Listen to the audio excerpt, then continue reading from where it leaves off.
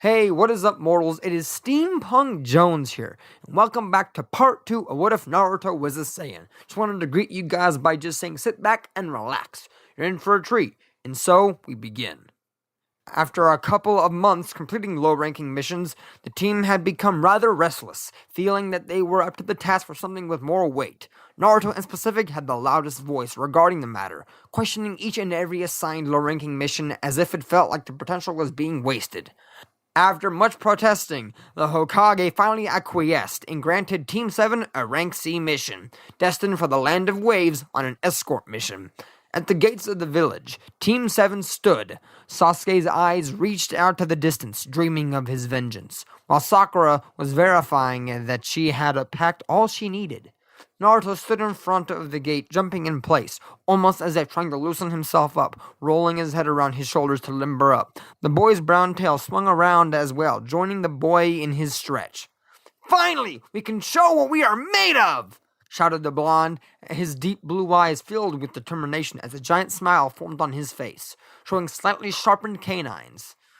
So you mean to tell me the circus freaks were assigned the job?" he said with a slur in his speech. Obvious inebriated, even at this early a time, where the sun had barely risen. Walking forward, his steps were unstable, and the bottle of alcohol leaked from the swishing of the liquid. The three Genin's eyes immediately darted towards the older man. Sakura's nose in particular scrunched at the foul smell of the sake. Naruto's smile turned into an annoyed frown, his brows furrowing and his fists tightening. "Who are you calling a freak, you drunken idiot?" growled the boy as he stepped towards the man, only to be stopped by Kakashi, that had suddenly appeared behind him. Now, Naruto. That's enough of that." His hand placed on the boy's tail, which sent shivers up and down the rambunctious blonde spine. After brief introductions and another clash of ideals between the tailed boy and the drunkard bridge builder, they finally set off to the Land of Waves. A great deal of their journey was more or less uneventful, which was what was expected of a C-class mission such as this one. During their journey, Team 7 stopped to make camp as the night was soon approaching. Before the ninja could get comfortable, Kakashi quickly grouped them together. "Just because we're on a mission doesn't mean you will stop learning," said the white-haired shinobi as he slipped his right hand in his pocket and with the right began to read a familiar pink book. "You will begin training your chakra control." The masked Jonin instructed his pupils to train close to their nearby river on water walking, and walking on surfaces by concentrating their chakra. Of the three, Sakura was the quickest learner, as she had superior chakra control to the boys. The minutes turned to hours, and the two boys were still having setbacks, not being able to fully master the techniques as presented. Naruto seemed to have an endless amount of energy as he continued failing, over and over again, falling into the crystalline river, though at times he was successful, even if just for a split second. But during those times, it seemed his chakra would disperse and send a surge of unknown energy below him, causing the water to displace and he to fall. Sasuke, on the other hand, was growing increasingly irritable, not being able to keep his footing for more than a few seconds at a time. Eventually, he relucted and requested help from pink-haired Kunoichi, which she happily did, gushing over the brooding male much to his annoyance. Nightfall having enveloped the land, Sasuke and Sakura waved at Naruto to return to camp, but he brushed it off, deciding to continue his regimen. It now being nearly dawn, the blonde swam out to the river one final time, and laid on the ground, his legs still being moved by the river. "Damn it, why can't I get this right?" he said to himself in frustration, his raspy voice seeming saddened and reminded him of his difficult times early on in the academy. With much hard work, he had been successful in graduating, but why couldn't he do something so simple? Naruto moved his brown tail from his side and had it above him, its wet fur glistening from the moonlight. It was in a waning gibbous state, so the partially full moon lighted the forest. Why am I so different?" said the boy, reaching out to the stars, his blue eyes reflecting the cosmos it gazed upon. "Yeah, what am I doing? I'm gonna do this. No more kicking yourself, Naruto!" the boy shouted as he messed up his already messy blonde spikes. Pulling himself to his feet, the tailed boy placed his hands together and closed his eyes. His chakra then began to concentrate on his feet, and his mind went blank. In his mind, he saw himself, and he pictured the actions he had to take. In the background, a muted roar echoed within him, forcing the roar to silence. The boy concentrated as his chakra solidified, taking one step. He finally succeeded. When the blonde's eyes opened, he was in the dead center of the river, and he did not sink. A dumb smile formed on his face, and he began to run, sprinting over the water and up the stream before jumping skyward, pumping his fist in the air. "All right!" he shouted with glee before leaving the training site, his stupid grin still intact. Naruto had arrived in the campsite just minutes before daybreak and had collapsed onto his sleeping bag, the bright rays of the sun not even bothering him as the others began to wake. After just an hour, Team 7 had to continue moving as they were nearing their destination. Naruto, wake up, or you'll be left behind, said Kakashi in a fatherly yet nonchalant tone, his belongings already packed. Wait, what? Answered the blonde, noticing that his companions were about to leave. Hey, no! Wait up! Naruto quickly got ready and packed up his things while his team had already continued on ahead. They were still weeks away from reaching their destination. During the trip, they stopped day after day, and the three Genin's training was getting more and more intense by the day. During these training sessions, it seemed that Naruto was growing leaps and bounds to what he started out when he joined the team. This caused some resentment from Sasuke, who was becoming colder from this, as he felt he was being upstaged by, as he put it, a loser. But at the same time, Sakura began to look up to the boy. After just a few days, Naruto had surpassed his teammates, and was more determined than ever to excel. On one stop, Kakashi, as he had been doing, instructed the three students to continue their training to focus on their chakra control. But before they dispersed, he stopped Naruto specifically. Naruto, I'd like to ask you a question, said the masked man as he tilted his body weight to right and continued. Do you know what your chakra nature is? He asked, his expressions not changing, knowing that this would probably baffle the boy. Honestly, I have no idea what you're talking about, Kakashi-sensei, responded the boy with embarrassment while he rubbed the back of his head. Kakashi then reached into his bag and pulled out a small piece of paper that he held above between his fingers. Us shinobi have certain affinities to the elements. These are called chakra natures, and as you can see, spoke the masked Jonin as he concentrated his chakra on the paper, causing it to crumple up and then relax once more to its former state. This made Naruto gawk and smile at the prospect of having a new element to add to his arsenal. Mine is lightning, he completed before passing the paper to the blonde. Your turn. Naruto eagerly grabbed a hold of the paper and began to concentrate his chakra on the piece of paper, before it suddenly exploded into dozens of shredded pieces, which caused the boy's face to turn pale, believing he messed up. Kakashi's eyes widened at the sight, as this scene was nearly unheard of. This is incredible. The paper was supposed to only slice in half, but to be destroyed like this, its wind affinity must be absurd. The white-haired man stayed motionless, stunned from the current events. Kakashi-sensei? Asked the blonde, still worried. Yes, Naruto? Kakashi shook his head before continuing, his shock still dispersing. Congratulations. It seems you have an affinity for wind, said the man, which immediately made the tailed boy jump for joy. To the point that he even did a backflip mid-conversation, which made the Jonin shake his head, still remembering how much of a goofball his student was. This caused the young Uchiha boy in the group to glare daggers toward the blonde, his jealousy for the sudden attention causing him great discomfort. The blue-shirted boy angrily turned away to a nearby clearing to practice his fireball jutsu, as it was his ace at the time. During the journey, Kakashi had provided some instructions so Naruto could utilize his newly discovered affinity for wind in his arsenal. He had learned a low-level wind manipulation such as the gale palm and other slight uses of wind nature, which would also assist him when it came to his movements. After a week of traveling, Kakashi had focused on teaching the blonde more and more complex jutsu with his element that he had learned throughout his shinobi career as the famous copy ninja.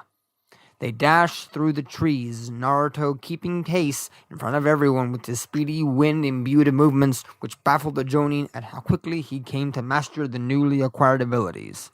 The team dashed through the trees until suddenly they were attacked as a massive spinning shuriken spun their way towards the group. As the person in the lead position, Naruto was the first to react, catching the Demon Wind Shuriken midair and using the momentum from the spinning steel, spun his body and threw it back from where it came, cutting down a tree below them.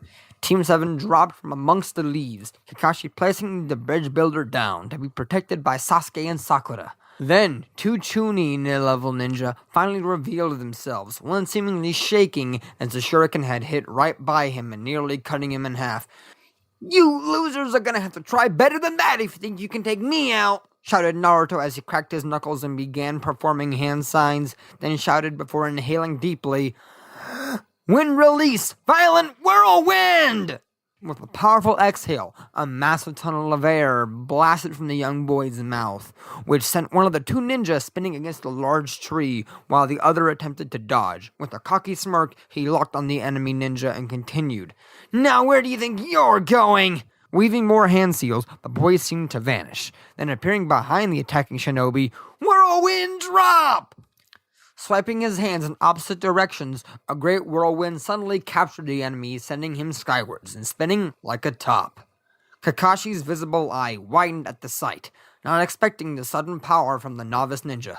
This kid's unreal, he mumbled, while behind him, Sakura gazed in amazement at Naruto's actions. Maybe she had misjudged him. While all of this was happening, Sasuke grit his teeth, furious at the realization that Naruto had surpassed him. The only reason he was on the team was to gain the strength to kill his brother, but this freak had already passed him by. "Go, Naruto!" shouted the pink-haired girl, rooting on her comrade. But then she noticed something was wrong. Another kunai was suddenly flying towards the blonde, and there was no time to react, it seemed. "Naruto, look out!" she shouted as the kunai seemed to meet its target with a sound similar to slicing flesh, echoed in the clearing. Amongst the group, the silver-haired Jonin was nowhere to be seen, having the believed defeated Chunin from before in his grip. While Naruto sat on the floor with his arm bleeding profusely, "Oh man!" said the blonde as he placed his hand on his now sliced-open arm. The spinning ninja then came crashing down into a bush, completely unconscious. "You idiot! You need to be more careful!" shouted the cherry blossom-haired girl, as she was genuinely worried. The tailed boy then stood holding his bleeding arm and tried returning towards the group. "Hey, I'm fine. Don't worry about it," said the boy as his complexion began to whiten, his vision becoming blurry, and his steps unsteady. "It's just a flesh wound." Weak words escaped his mouth as he whited out and collapsed face first. Quickly, Sakura rushed to Naruto's side and began tending the wound, unaware of the severity of the situation. From the ground, one of the beaten enemy shinobi began to chuckle, his body shaking lightly from the action. Kakashi promptly got a hold of him by the collar, bringing him to his feet. "What did you do?" said Kakashi in a cold tone, his eyes locking with the bloody foe, showing a semblance of anger. "Isn't it obvious? He's been poisoned," the man shouted at Kakashi whilst continuing his uncontrolled laughter. Kakashi, in response, chopped the male on the neck, knocking him out. Altogether, his mind began to go through the situation. The village identifiers in the Chunin's headbands and attire, attempting to find a solution. As the pink-eared Kunoichi mended the wound on Naruto's arm and noticed that the blonde was sweating heavily, being attacked by the venom that was now infiltrating his bloodstream. "Kakashi-sensei, what am I supposed to do?" The female began to shake, this moment of action taking a heavy toll on her nerves.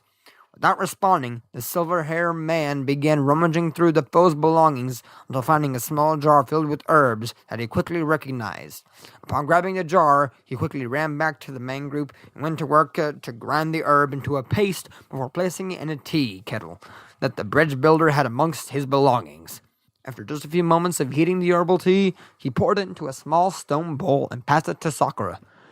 "Make sure he drinks it quickly, or it'll be too late," spoke the male, his tone sounding grim, which caused Sakura's anxiety to spike even more so. Gulping down audibly, she grabbed a small bowl, and with her shaking hands began to pour it down Naruto's mouth and down his throat. He twitched slightly in reaction to the hot liquid being introduced into his system, but other than that, he gave little response. "What now?" asked Sasuke, his hands placed in his pockets and his view never straying from the two shinobi that laid unconscious. "We must wait at least till the dawn.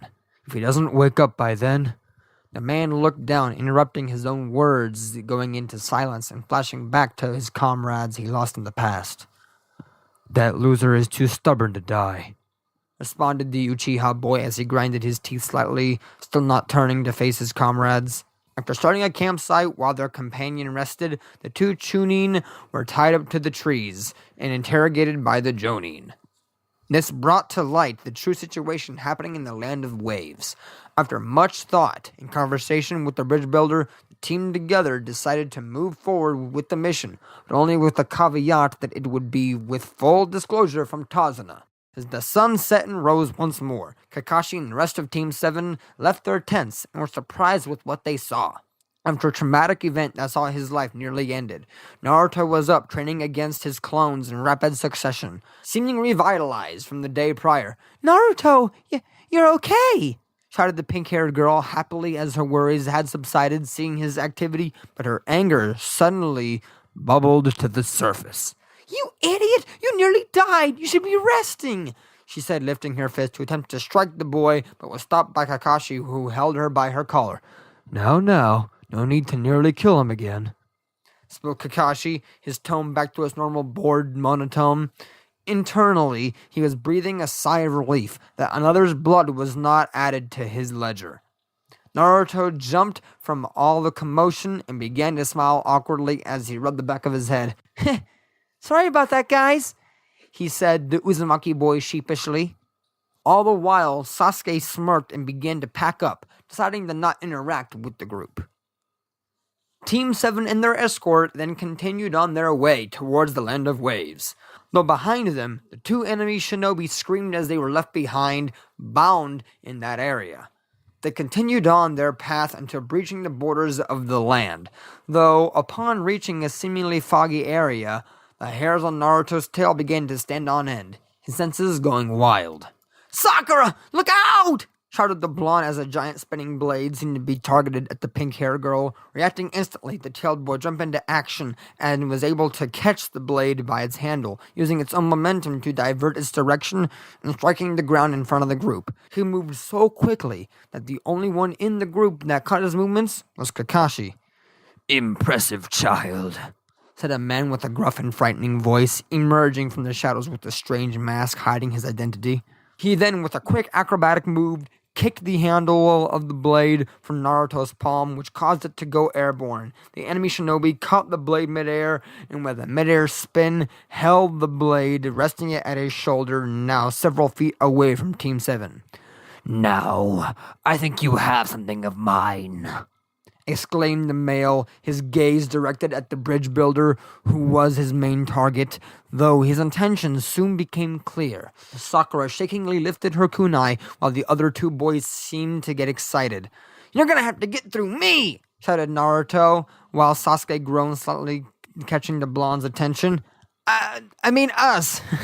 Kakashi then covered his face with his palm at the strange situation and sighing from it. Tazuna then began to sweat and attempted to hide his body behind the pink-haired girl, knowing this man had come for his life. Thank you all for indulging yourselves in the story thus far. Hope you enjoyed it. Now, there are a few more things I'd like to go over before the video ends. Firstly, we got a primary channel called We the Celestials. We the Celestials is what we do here already, but their content is centered around the crazy world and lore of My Hero Academia. So please, check us out over there if you're feeling in the mood for a roller coaster of quirky content. We also have another relative to our channel, Anime Deep Dive. Anime Deep Dive goes deep into the facts and lore of a wide variety of anime. It's sure to expand your weeb knowledge for all kinds of series, guaranteed. I'd like to let you all know, on behalf of We the Celestials, I'd like to thank everyone involved in the production of today's awesome content. Their details will be in the description below. If you're perhaps interested in what we do here at WTC, then I would like to extend out an invitation to join the team. The only caveat being we only accept members 16 and older to join our crew. You can find us on our Discord, which you can locate in the description below. Our Discord is an all-around fantastic place to be, whether you're a fan or looking to join our band of misfits. All you gotta do is head up the recruitment server and sign up for whichever category of work that fulfills your interests. We're always looking for members to join us. Well, that's it from us for today's video. So thank you all for watching, and have a great day.